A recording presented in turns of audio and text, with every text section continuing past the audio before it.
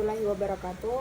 Di sini kami akan mempresentasikan hasil diskusi dari kelompok kami, yaitu hubungan aktivitas olahraga renang terhadap kekuatan otot rotator cuff. Adapun anggota kelompok kami, yang pertama ada Salsabila Putri Awalya Sabrun, yang kedua Dian Arianti, ketiga Nur Latifah, keempat Septi Rahelis Nur Afifah, dan yang terakhir saya sendiri Isda Febrianti. Di bagian bab satunya ada latar belakang. Nah, olahraga renang ini merupakan bentuk aktivitas yang dilakukan di air dengan menggerakkan anggota badan agar tetap mengapung dan anggota badan yang lainnya itu bergerak dengan bebas. Menurut Ruswan dan Soekarno dalam Nurul Akbar 2014. Nah, seiring dengan meningkatnya kesadaran akan pentingnya gaya hidup sehat, olahraga renang semakin populer di kalangan masyarakat. Penelitian menunjukkan bahwa aktivitas renang memiliki berbagai manfaat bagi kesehatan dan kebugaran, termasuk meningkatkan kekuatan otot rotator cuff. Untuk rumusan masalahnya itu, apakah ada hubungan positif aktivitas olahraga atlet renang terhadap kekuatan otot rotator cuff? Untuk tujuan penelitiannya itu, berdasarkan permasalahan yang telah dikemukakan di atas, penelitian mempunyai tujuan untuk mengetahui bagaimana hubungan aktivitas olahraga renang terhadap kekuatan otot rotator cuff. Adapun manfaat penelitiannya itu sebagai pertimbangan bagi instansi sekolah bahwa aktivitas olahraga renang bisa meningkatkan kekuatan otot rotator cuff. Untuk bagian bab 2 ada kajian teori, yang pertama deskripsi teori, yang pertama aktivitas. Nah, ilmu filsafat menyatakan aktivitas adalah hubungan khusus manusia dengan dunia, suatu proses yang dalam perjalanannya manusia menghasilkan kembali dan mengalih wujudkan alam. Nah, aktivitas siswa merupakan kegiatan atau perilaku yang terjadi selama proses belajar mengajar. Nah, kegiatan-kegiatan yang dimaksud adalah kegiatan yang mengarah pada proses belajar seperti bertanya, mengajukan pendapat, mengerjakan tugas-tugas, dapat menjawab pertanyaan guru dan bisa bekerja sama dengan siswa lain. Nah, serta tanggung jawab terhadap tugas yang diberikan Kamus Besar Bahasa Indonesia. Yang kedua ada olahraga renang.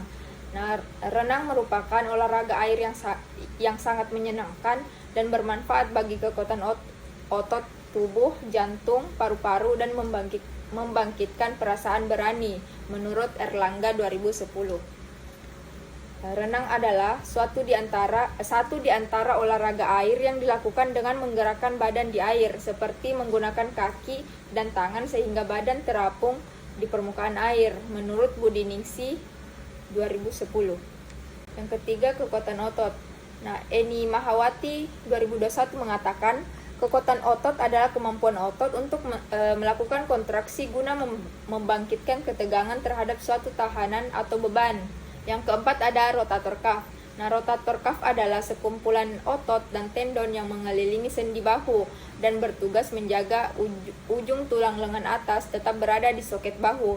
Fungsi dari rotator cuff itu menstabilkan sendi bahu dan memungkinkan gerakan ke berbagai arah. Selanjutnya itu hipotesis penelitian. Hipotesis penelitian dapat diartikan sebagai suatu jawaban yang bersifat sementara terhadap permasalahan penelitian sampai terbukti melalui data yang terkumpul, menurut Suharsimi Arikunto. Nah, sedangkan menurut Sugiono, hipotesis diartikan sebagai jawaban sementara terhadap rumusan masalah penelitian. Dari berbagai penjelasan di atas, maka hipotesis yang diajukan adalah ada hubungan yang positif aktivitas olahraga renang dengan kekuatan otot rotator cuff. Selanjutnya itu pada bab 3, yaitu metode penelitian. Yang pertama ada desain penelitian. Nah, penelitian ini merupakan penelitian korelasional. Penelitian korelasional itu merupakan penelitian yang dilakukan untuk mengetahui ada tidaknya hubungan antara kedua atau beberapa variabel. Suharsimi Arikunto tahun 2006 halaman 247. Yang berikutnya itu ada jenis penelitian. Metode yang digunakan dalam pengumpulan datanya adalah dokumentasi dan tes pengukuran.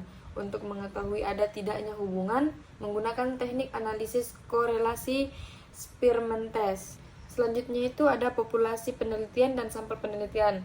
Pada populasi penelitian, ini populasinya adalah atlet renang di Kota Makassar. Nah, untuk sampel penelitiannya itu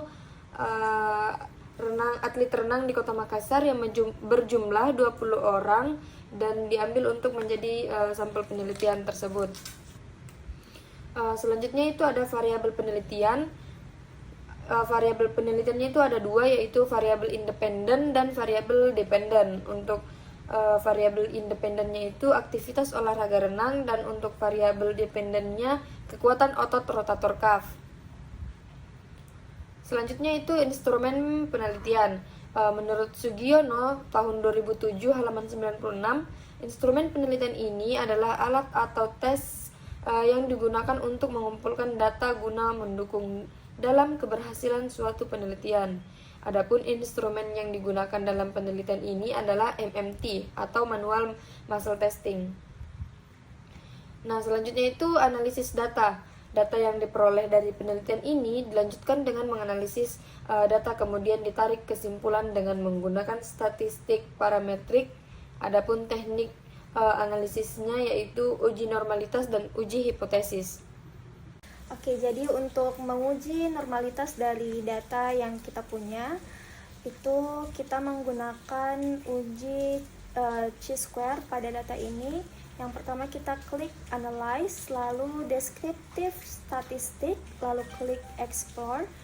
Nah, untuk dependent listnya ini kita masukkan nilai kekuatan otot. Kemudian untuk faktor listnya ini kita masukkan frekuensi latihan. Nah, lalu untuk selanjutnya kita atur di plots, normality plots with test, lalu continue, lalu kemudian klik OK. Nah, kemudian akan keluar data seperti ini. Jadi untuk interpretasi dari datanya, apabila datanya itu di bawah dari 0,05 berarti datanya tidak ada hubungan atau tidak normal. Kemudian untuk data yang hasilnya di atas 0,05 berarti data tersebut terdapat hubungan atau normal. Baik, selanjutnya kita akan menguji hipotesis atau mencari hasil hipotesis. Pertama kita analis. Di sini kita memilih explore. Nah, di sini untuk data dependennya itu ada nilai kekuatan otot normal, dan untuk faktornya itu ada frekuensi latihan per pekan. Nah, di situ kita memilih normality plots with test, continue, dan OK. Nah, dari sini kita menganalisis lagi, diubah. Dari ini kita tuju target variabelnya yaitu NKO.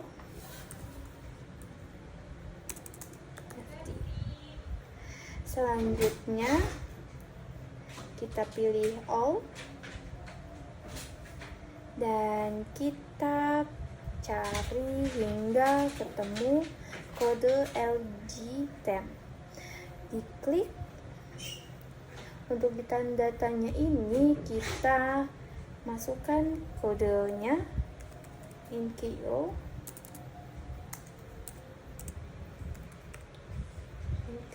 dan OK.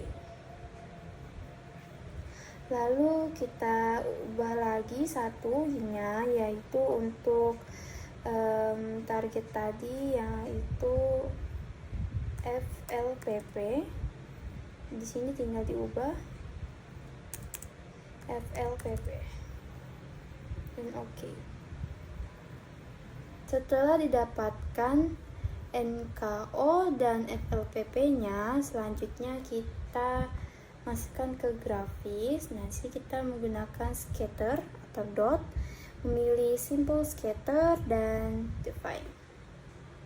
Nah, untuk aksis Y-nya ini, kita masukkan dependen tadi itu adalah NKO sini, dan untuk aksis ini kita masukkan FLPP. Oke. Dan OK, dan mendapatkan hasil seperti berikut. Nah, selanjutnya kita klik ini dan hasilnya adalah sebagai berikut.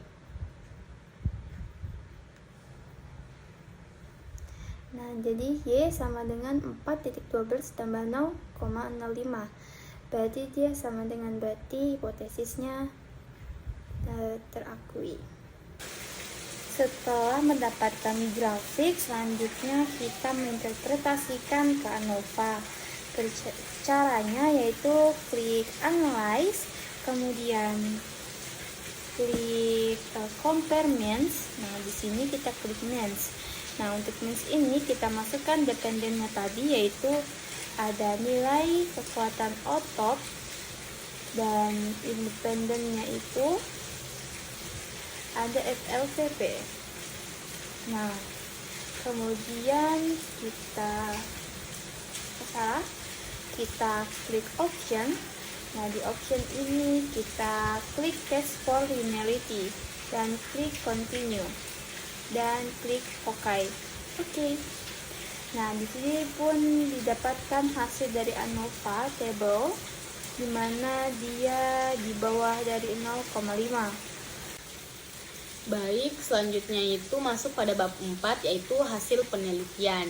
Nah, untuk penelitian kali ini dilakukan beberapa uji tes. Yang pertama itu tes normalitas, uji tes normalitas. Nah, untuk interpretasi dari tes normalitasnya ini, dia kalau nilainya di bawah 0,05 berarti dia tidak ada hubungan. Sedangkan jika hasilnya itu di atas 0,05 berarti dia ada hubungan yang signifikan. Nah, untuk tes normalitas pada penelitian ini bisa dilihat pada tabel berikut. Nah, selanjutnya itu tes hipotesis. Untuk tes hipotesisnya ini dia hasilnya menggunakan tabel ANOVA. Untuk tabel ANOVA, interpretasinya jika nilainya kurang dari 0,5 berarti tidak ada pengaruh. Sedangkan jika nilainya di atas 0,5 berarti dia ada pengaruh yang signifikan. Selanjutnya itu kesimpulan. Berdasarkan hasil analisis data, bisa diambil kesimpulan bahwa ada hubungan yang positif antara aktivitas olahraga renang terhadap kekuatan otot rotator cuff dengan nilai signifikan XY1 dia kurang dari 0,05. Selanjutnya implikasi hasil penelitian. Nah, berdasarkan kesimpulan tadi, penelitian memiliki implikasi, yaitu bagi pelatih yang akan meningkatkan kekuatan otot rotator cuff hendaknya memperhatikan faktor-faktor yang penting, yaitu memperbanyak aktivitas yang positif, misalnya olahraga renang. Selanjutnya itu ada keterbatasan hasil penelitian. Penelitian ini dilakukan sebaik mungkin, namun tidak terlepas dari keterbatasan yang ada, yaitu keterbatasan selama penelitian, yaitu yang pertama, tidak tertutup kemungkinan atlet kurang bersungguh-sungguh dalam melakukan tesnya. Lalu untuk yang kedua, peneliti tidak dapat mengontrol faktor-faktor lain yang dapat mempengaruhi kekuatan otot rotator cuff, yaitu misalnya faktor psikologis atau kematangan mental. Dan yang ketiga itu kesadaran penelitian, bahwa masih kurangnya pengetahuan, biaya, dan waktu saat melakukan penelitian. Selanjutnya saran-saran. Nah, berdasarkan kesimpulan penelitian di atas, ada beberapa saran yang dapat disampaikan, yaitu yang pertama, bagi pelatih hendaknya memperhatikan aktivitas olahraga renang, karena aktivitas atau program latihan yang diberikan akan mempengaruhi tingkat kekuatan dari otot rotator cuff. Nah, saran yang kedua yaitu bagi atlet agar menambah latihan-latihan lain yang mendukung dalam mengembangkan kekuatan dari otot rotator cuff-nya. Sekian dari kami. Wabillahi taufiq wal hidayah. Wassalamualaikum warahmatullahi wabarakatuh.